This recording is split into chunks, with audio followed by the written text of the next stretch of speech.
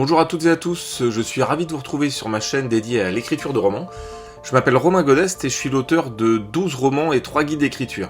Alors aujourd'hui je précise ce nombre car il est en rapport direct avec le podcast d'aujourd'hui, les salons littéraires. En fait, pendant plusieurs années, j'ai eu l'occasion de dédicacer mes ouvrages sur de nombreux salons et j'ai décidé de vous dévoiler aujourd'hui 9 astuces ou conseils pour bien gérer cet instant de partage avec vos lecteurs, mais également pour aller à la rencontre d'autres romanciers et romancières, et puis bien sûr des éditeurs. Alors je vous passe les conseils classiques sur la tenue vestimentaire confortable, le fait d'arriver en avance, de s'organiser, de vérifier le site du salon, le site web du salon, vérifier ce qui a été mis en place, les horaires, toutes ces choses-là sont des évidences inutiles à développer ici. Dans les 9 points, il y aura peut-être certaines choses pour vous qui seront aussi évidentes, mais on va développer tout ça.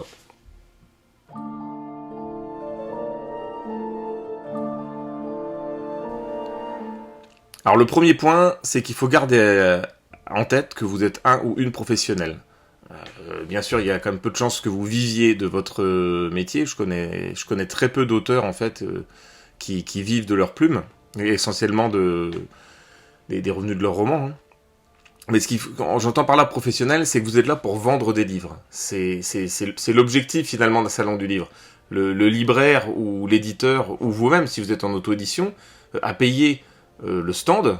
Alors il faut respecter ça. Et en fait, il y a quelques années, moi j'avais du mal à vendre, et j'ai un ami, Bruce Hérault, qui est illustrateur dans l'univers celtique. C'est lui qui a fait les couvertures de la légende de Calig Morvan aux éditions Os France. Il m'avait dit qu'il fallait se bouger, parce que sinon c'était vraiment du temps perdu. Moi j'étais assez casanier sur mon stand, et il me disait mais voilà, quel est l'intérêt dans ce cas-là de venir ? C'est du temps perdu pour moi, pour l'éditeur et pour le libraire.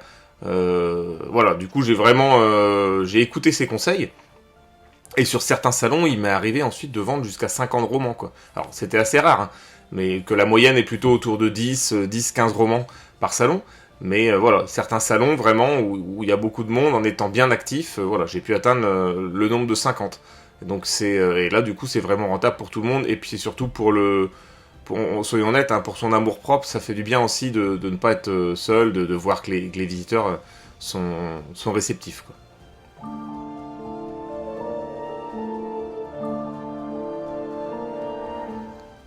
Le deuxième conseil, essentiel vraiment, c'est de faire imprimer des flyers.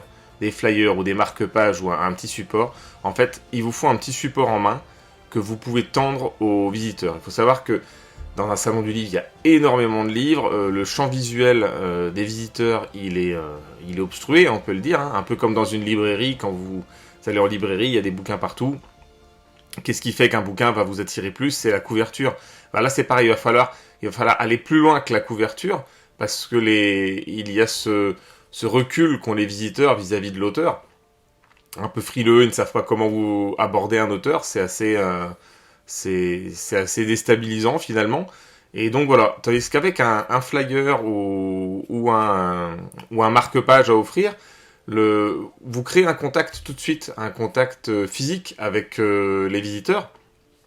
Et grâce à ça, vous allez pouvoir attirer leur regard sur vos livres, peut-être échanger quelques mots, s'ils le souhaitent. En tout cas, il y a de fortes chances qu'ils viennent vers vous. Et dans tous les cas, même s'ils ne sont pas intéressés sur le coup ou qu'ils veulent faire leur tour, ils gardent avec eux ce flyer en main. Donc, pensez à un flyer assez rigide, pas quelque chose qu'on plie et qu'on met dans la poche, quelque chose avec un peu d'épaisseur chez un imprimeur, quoi, quelque chose qui fait au moins dans les 250-300 grammes au mètre carré, ça pour l'imprimeur, quoi. Quelque chose d'assez épais. Et comme ça, voilà, les visiteurs vont vous garder avec eux tout le long du salon. Tout le long, ils auront avec eux ce petit marque-page, ce petit support imprimable qui leur rappellera que vous êtes là, quoi. Donc ça, c'est une technique qui est vraiment, vraiment efficace pour attirer les visiteurs.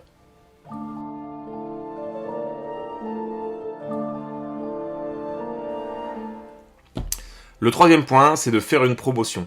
Ça marche vraiment très bien. En France, on est friand des promotions. Bien sûr, c'est à voir avec l'éditeur ou le libraire, selon le cas. Si vous êtes en auto-édition, vous décidez vous-même, donc c'est parfait. Mais vraiment, la promotion, si vous avez une trilogie, de faire un pack, la trilogie un peu moins chère que les 3 tomes achetés séparément, c'est quelque chose qui attire. Vous faites une petite affiche que vous placez sur un support, et c'est quelque chose de vraiment efficace. Déjà, ça attire l'œil, mais en plus, voilà, l'aspect financier est vraiment intéressant pour les gens. Et généralement, si tout le monde est gagnant, quoi, parce que le but d'un salon, c'est de vendre du livre. Pour un libraire, lui, c'est de vendre. Pour l'éditeur aussi. Mais il y a aussi, au-delà de ça, c'est vraiment de se faire, c'est de la promotion, c'est de se faire connaître, quoi. Se faire connaître. Donc c'est un tome 1 vendu, enchaînera certainement, si le livre plaît, l'achat de la suite. Donc faites une promotion, ça c'est quelque chose de très efficace, j'ai pu le tester sur de nombreux salons, et justement comparer quand j'ai fait la promotion ou non, et ben ça marchait vraiment très bien.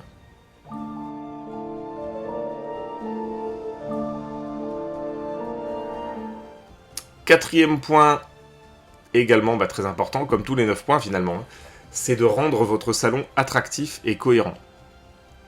Quand il y a quelques années, j'ai suivi une amie, en fait, j'ai rencontré une auteure sur un salon, qui est devenue une amie, on a vraiment fait pas mal de choses ensemble, on a traîné ensemble, et elle s'appelle Anne Chevalier-Mao, et elle vendait des bouquins. J'ai jamais vu quelqu'un vendre autant de livres qu'elle. C'était assez impressionnant, elle avait ça dans le sang, et son stand était magnifique. Elle avait un stand, elle était toujours debout, avec son grand sourire là, et elle avait ce stand avec tous ses livres, assez haut finalement, parce que vu qu'elle était debout pour ne pas écraser en fait, avec sa taille, écraser les livres, sinon c'est assez déstabilisant, le stand était assez haut, légèrement surélevé au niveau de ses livres finalement, elle empilait les livres, ce qui faisait qu'il y avait une hauteur assez importante, et elle avait un kakemono, vous savez, ces grands panneaux qu'on peut voir sur les salons qui font 2 mètres de haut sur 80 cm de large généralement. Elle avait un kakemono, donc ça pour attirer l'œil c'est phénoménal. Une belle nappe, elle avait des supports visuels, des goodies, des marque-pages, un bol de bonbons. Tout était... voilà, son stand, on avait envie d'y aller, quoi. Et elle vendait des livres, elle vendait vraiment beaucoup de livres, mais elle en vendait tout le temps. Le coût des 50 livres que moi j'ai fait 2 ou 3 fois, elle le faisait quasiment systématiquement, quoi. C'était impressionnant. Donc réfléchissez bien à votre stand, allez sur d'autres salons et voyez ce qui se fait, et puis soyez cohérent aussi avec votre univers. Si vous êtes, dans mon cas dans l'Heroic Fantasy, voilà, moi je sais que j'avais une nappe velours verte qui rappelait un peu le côté magie et nature, ou une pourpre, avec différents éléments en bois, voilà, des choses qui créent un univers autour de vos romans. Ça donne plus envie qu'une table à nu, quoi.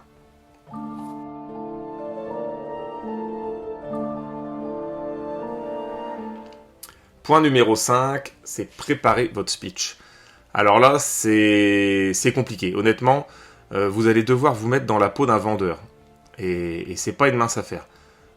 Personnellement, j'ai toujours détesté ça. C'était vraiment l'aspect sur les salons qui me rebutait. L'aspect aussi, c'est ce qui a fait aussi parfois que je n'allais pas sur certains salons où j'étais invité. Parce que j'ai jamais été très à l'aise avec ce principe. Même si, évidemment, on est là pour ça, mais... Vendre son histoire, voilà, un auteur il aime raconter des histoires. Vendre une histoire c'est différent. Là on ne raconte plus son histoire, on raconte dans le but de vendre en fait. Et c'est quelque chose d'assez déstabilisant. Il faut passer au-delà de ça. Parce que comme je l'expliquais dans le point numéro 1, le libraire, l'éditeur ont payé le stand, il faut respecter ça, et du coup voilà, l'idée c'est de vendre aussi pour eux, quoi, pas que pour nous. Donc il faut pour ça préparer votre argumentaire pour pas bafouiller et se retrouver hésitant, et du coup quand c'est comme ça on donne pas envie finalement. On donne pas envie de lire, même si les auteurs sont des gens plutôt solitaires, casaniers, on aime bien être dans notre antre à écrire, quoi, à la lueur de la bougie ou ce que vous voulez, pour chacun a son petit rituel, mais c'est quelque chose d'important de préparer son speech, un argumentaire qui va donner envie d'en découvrir plus. Donc vous pouvez très bien préparer une anecdote sur le processus d'écriture ou sur un de vos personnages.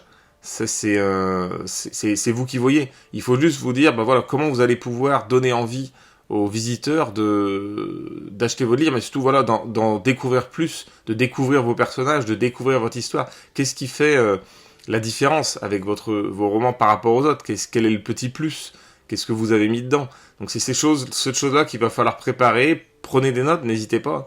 Mais préparez un peu votre speech avant d'y aller, pour pas que la timidité finalement, et l'angoisse même, pour certains, vous gagnent, quoi.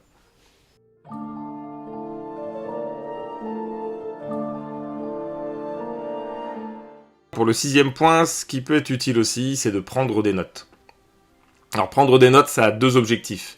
Vous pouvez prendre des notes parce que vous aurez les salons du livre, il y aura des grands moments de solitude. Je ne vais pas vous cacher. Vous allez vous retrouver seul par moment. Il n'y aura pas de visiteurs à certains horaires. Ou alors ils passeront sans vous regarder. Ces moments sont assez longs, déstabilisants. Voilà, c'est pas toujours facile. Donc vous pouvez à ce moment-là prendre des notes. En fait, votre esprit, vous verrez, votre esprit va se libérer vite de ça. Et c'est là que vont vous venir beaucoup d'idées pour vos futurs romans ou d'améliorer des choses. Donc n'hésitez pas à prendre des notes. Et honnêtement, ça va vous occuper un petit peu. Parce que la solitude, elle fait partie du quotidien des salons. Croyez pas vraiment ceux qui disent qu'ils n'ont pas une minute à eux. Moi, j'en ai rencontré des auteurs qui avançaient ça, quand on leur demandait si ça s'était bien passé, ils n'ont pas eu une minute à eux. Honnêtement, j'ai jamais vu ça n'arrive pas. C'est le côté un peu l'ego de l'auteur qui parle, plutôt que d'accepter de dire, non, aujourd'hui j'ai vendu, dans la matinée, j'ai vendu 5 livres, ou dans la journée, j'ai vendu 5 livres. C'est décevant, mais il faut accepter, c'est comme ça. Ça veut pas dire que vos romans sont mauvais. C'est pas du tout ça l'idée. Ça veut juste dire que les visiteurs n'étaient pas là, que c'était pas le bon moment. Peut-être qu'il faut aussi se remettre en question sur les couvertures. Parce que finalement, quand on s'approche pas, la couverture c'est le premier, le contenu du roman ne sera jugé qu'après. Donc c'est quelque chose qu'il faut prendre en compte. Prenez des notes, ça vous occupera dans certains moments. C'est vraiment, vraiment important.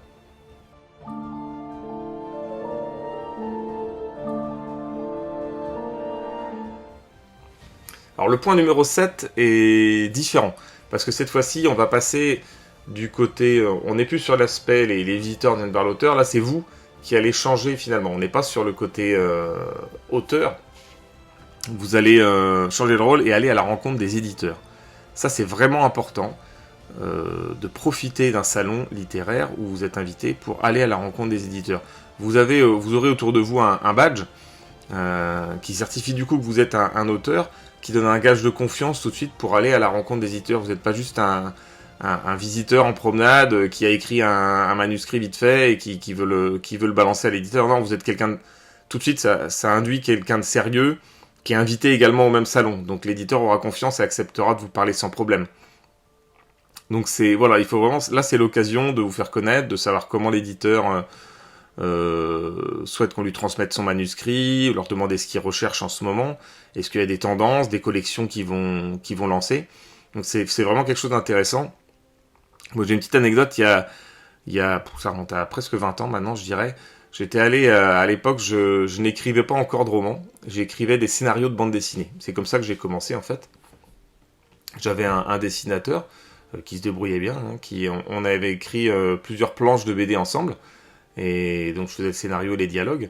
Et j'étais allé au salon du livre de Perros-Guirec, et il se trouve qu'il y avait Patrick Ourcade, qui était directeur éditorial des éditions Glénat. Donc Glénat, autant dire que c'était un monstre. Et j'étais allé le rencontrer, et j'avais pu avoir un entretien avec lui, où je lui avais présenté du coup les planches de la BD, et le scénario complet, l'histoire, le synopsis, tout ça. Et une fois que j'ai eu fini, il était vraiment très sympathique et il m'a dit clairement qu'il fallait que j'arrête ça, que j'étais pas fait pour la BD, mais que j'étais fait pour écrire des romans. Il avait vu dans mes dialogues et dans le scénario, dans tout ce que j'avais écrit pour lui décrire la BD, que j'avais plus une âme de romancier que de scénariste de bande dessinée. Donc déjà, alors évidemment j'étais déçu. J'étais anéanti parce que j'y croyais fort en cette BD. Mais sans cette rencontre, j'aurais peut-être persisté sur cette voie. Et du coup, j'ai arrêté suite à ça. En accord avec mon dessinateur, je lui ai expliqué évidemment, et il comprenait sans problème. Et je me suis lancé dans l'édition dans l'écriture de romans. C'est comme ça que j'ai écrit ma première série, saga, le sort de Gaïa, et qui a été édité derrière, quoi. Il y en a eu 4 tomes, et c'est grâce à cette personne, grâce à Patrick Ourcade, là, que j'ai pu finalement, je lui dois beaucoup, parce que son honnêteté, et puis sa sincérité, et l'accueil qu'il m'a fait, quoi, parce que j'étais un petit jeune qui débutait avec ses planches de BD, et voilà, grâce à lui, j'ai pu trouver ma voie là-dessus, et maintenant j'ai publié 15 romans, donc c'est ce genre de rencontres se font sur les salons, quoi. Donc ce sont vraiment des belles rencontres, donc n'hésitez pas à y aller.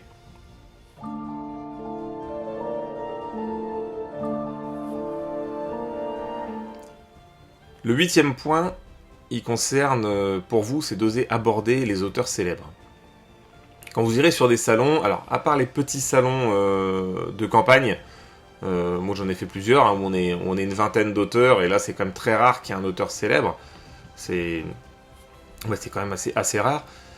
Sur les gros salons, il y aura des auteurs célèbres qui sont présents. Des gens qui vendent énormément de romans, très connus. Et là c'est intéressant d'aller les voir, pas pour obtenir forcément quelque chose d'eux, à la limite un petit conseil, mais encore, ils balancent pas des conseils à la volée comme ça. Mais c'est aussi pour vous donner confiance en vous en fait. C'est toujours intéressant d'aller les voir et de voir leur comportement, de voir comment ça se passe, et puis ça fait plaisir. C'est des choses qui font plaisir, et souvent c'est des gens comme tout le monde qui sont très réceptifs. Alors vous pouvez tomber sur un gros con, soyons honnêtes, j'en ai rencontré un une fois, un prix Goncourt avec qui j'avais discuté, qui était odieux. Je tairai le nom parce que voilà. Mais bon, je préfère parler de ceux que j'ai rencontrés et qui m'ont marqué. Et le premier qui m'a marqué, c'est Bernard Werber. Je l'ai rencontré au Salon du Livre en Bretagne, à Vannes, il y a une dizaine d'années. Et on dédicaçait sur ce salon avec de nombreux autres auteurs. Et le soir, en fait, là, c'était vraiment, on était reçus comme des princes. Hein. On dormait en hôtel 3 étoiles, reçu vraiment, il déroulait le tapis rouge, quoi. Donc c'était incroyable. Moi, j'étais un petit auteur, quoi. Donc parmi ceux-là, donc c'était vraiment intéressant. Et le soir, en fait, ils nous envoyaient si je me souviens pas, c'est sur l'île aux Moines en face, dans le golfe du Morbihan. Et on allait manger là-bas dans un restaurant. Donc on allait en bateau. Et puis en fait, j'ai eu l'occasion de discuter avec lui. Brièvement, quoi. Et c'était quelqu'un de. J'aimais beaucoup l'auteur pour voilà, les fourmis, les thanatonautes, tout ça. J'aime beaucoup ce qu'il a écrit, et j'appréciais assez la personne de ce que je voyais de lui virtuellement, on va dire. Et puis bah là, le rencontrer, ça a confirmé finalement que voilà, que c'était une belle personne, et ça a été une rencontre qui assez inspirante pour moi. Une rencontre vraiment inspirante, et j'y repense de temps en temps. C'est vrai que c'est assez motivant, parce que c'est quelqu'un vraiment, c'est ce qu'on appelle un auteur populaire, et comme il le dit, c'est très simple de plaire à un microcosme, de plaire à une petite catégorie de personnes qui vont voir en vous un auteur maudit ou je ne sais quelle autre chose. Par contre, plaire à une masse, c'est très compliqué. Et voilà, Bernard Werber, il est vraiment anti-élitiste, et c'est ça que j'ai apprécié aussi. L'autre rencontre, c'est Olivier Ledroit. Donc Olivier Ledroit, c'est un dessinateur, un illustrateur, et je l'ai rencontré au centre de l'imaginaire arthurien, au château de Compère, et j'avais été invité par mon ami Rousseau, parce que là, pour le coup, il y avait que des auteurs célèbres qui étaient présents ce jour-là, et puis moi. Et puis moi, qui était un jeune auteur, quoi, qui écrivait aussi dans le même univers, et j'étais présent, assis à côté d'Olivier Ledroit, qui dédicaçait sans cesse, lui pour le coup, il l'a pas arrêté. Et là, il venait pour sa BD Les Chroniques de la Lune Noire, donc une BD qui a vraiment fait un carton. Et voilà, j'ai rencontré quelqu'un de très simple, ouvert, et c'était super agréable, parce que là, on parle vraiment d'une très grosse pointure dans le milieu de la bande dessinée. Donc c'était quelque chose de vraiment intéressant. Il a un univers fabuleux, et le voir dédicacé également, la vitesse à laquelle il dédicaçait, c'était impressionnant. Donc tout ça, c'est très motivant également. En fait, ça motive les rencontres avec ces personnes-là, ça donne envie de se surpasser, de s'améliorer sans cesse. Et c'est à ça que ça sert aussi, de se dire que ne pas se reposer, dire ouais, j'ai réussi à écrire un roman, 2, 3, 4 ou 10. Hein. C'est sans cesse se remettre en question, et se dire qu'on peut faire mieux, qu'on peut toujours s'améliorer. Il y a toujours matière à s'améliorer. À partir du moment où on pense qu'on est arrivé tout en haut et qu'il n'y a plus rien à faire, je pense qu'il faut arrêter, quoi. C'est qu'il y a un problème, quoi. Donc voilà, Olivier Ledroit, c'était une très belle rencontre. Et la dernière qui m'a marqué vraiment, c'était au festival Étonnant Voyageur à Saint-Malo, où là j'ai pu discuter avec le capitaine Paul Watson de la Sea Shepherd. Et là c'était, alors voilà, moi je suis un marin, dans l'âme depuis toujours. J'en ai fait mon métier pendant 20 ans. Et oui, l'environnement maritime me concerne énormément. C'est quelque chose que j'essaye de protéger. Et voilà, ce que fait le Capitaine Paul Watson, j'apprécie énormément, et j'ai la chance de savoir parler anglais, maritime aussi, notamment, de par mes précédents métiers. Et j'ai pu échanger un peu avec lui brièvement, et c'était assez... là, pour le coup, j'étais presque en mode groupie, quoi. Pour moi, c'était assez impressionnant de le voir. Le bonhomme est impressionnant de calme, en fait, de sérénité, malgré les combats qu'il mène. Il a quelque chose de serein, et puis du charisme, évidemment. Donc c'était vraiment une rencontre aussi inspirante. Donc voilà, en fait, sur les salons, voilà, faut pas hésiter à aller aborder les autres auteurs. Votre statut d'auteur vous-même vous permettra de les aborder plus facilement. Évidemment, faut pas être lourd. Mais c'est toujours très intéressant. Et ce sont vous verrez très rapidement l'auteur célèbre qui accepte la discussion et l'autre qui s'en fout. Donc vous saurez très rapidement faire la différence, mais la plupart du temps, vous serez accueillis à bras ouverts, je vais dire.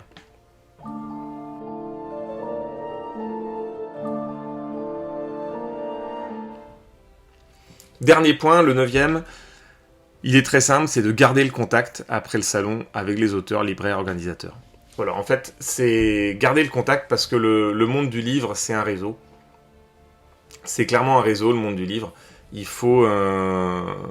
plus vous avez de connaissances, plus ça marche bien pour vous. Une fois que vous êtes édité, quand vous avez un éditeur, c'est pas très compliqué d'en trouver un autre par le petit. Après, je vous dis pas de filer de chez Brajolon, Amnemos ou Diable Vauvert. Voilà, ces choses-là, c'est une fois qu'on y est chez les gros, c'est bien aussi. Mais ce qu'il veut dire, c'est garder le contact avec les auteurs, parce que les auteurs se donnent des tuyaux, se tuyautent entre eux, évidemment. Et le réseau, ils parlent entre eux des salons auxquels ils sont allés, des salons auxquels ils ont été bien reçus, d'autres où ils ont été mal reçus, parce que ça arrive aussi. Ça arrive qu'on soit reçu plutôt mal sur des salons. Et je parle pas de choses de diva, c'est reçu, on vous file un badge, on vous dit même pas où vous devez vous placer, vous laissez vous démerder. Dans la plupart des cas, généralement, on est plutôt bien reçu. On est toujours bien accueillis, les libraires s'occupent de nous, mais voilà, on se file des tuyaux là-dessus. De même avec les libraires, c'est intéressant parce que les libraires, garder le contact avec eux leur permettra qu'ils vous invitent à nouveau sur un autre salon. Et pareil avec les organisateurs. Si ça se passe bien, si vous avez échangé un peu avec les organisateurs, voilà, ils seront tentés aussi de vous réinviter sur certains salons. Et voilà, c'est du réseau en fait. C'est un réseau. C'est pas un hasard si la plupart des grands auteurs sont tous à Paris, et que les grandes maisons d'édition et que tous les réseaux se font dans certaines rues parisiennes, que c'est là que tout se joue, hein. Voilà, ils se font du réseau entre eux, et c'est très difficile quand on est en province, par exemple, de réussir à percer là-dedans, quoi. C'est du réseau pur et simple. Donc gardez le contact avec les auteurs, les libraires, les organisateurs, et puis évidemment avec vos lecteurs et lectrices si vous le souhaitez. Ça c'est encore un autre point de vue, quoi. Voilà, alors les salons du livre, en fait, c'est des moments riches en rencontres avec les lecteurs, les lectrices. Une fois qu'on a passé un peu la barrière de l'angoisse du commercial, je vais dire, qu'on a compris qu'on était là quand même pour vendre son livre, mais avec convivialité. Puis c'est aussi un bon moyen de faire du réseau et de découvrir des opportunités, quoi. Donc franchement, ça vaut le coup d'y aller. C'est vraiment intéressant, et préparez-vous bien avant d'y aller pour ne pas perdre votre temps et pas vous retrouver seul dans votre coin à attendre et vivre des moments de solitude, quoi. Donc préparez-vous, et puis ça se passera, vous verrez que c'est des moments vraiment très sympas. Alors merci d'avoir suivi le podcast sur les salons littéraires, j'espère que ça aura été utile, que vous aurez trouvé quelques astuces et conseils pour bien vous préparer lorsque vous irez vous-même dédicacer dans des salons. Et puis si c'est le cas, n'hésitez pas à liker la vidéo, vous abonner à ma chaîne, et puis dites-moi dans les commentaires si vous avez déjà rencontré des difficultés en salon, si vous ne savez pas comment aborder les auteurs-éditeurs, si vous voulez qu'on échange là-dessus, n'hésitez pas. En attendant, je vous dis à très bientôt, et écrivez bien.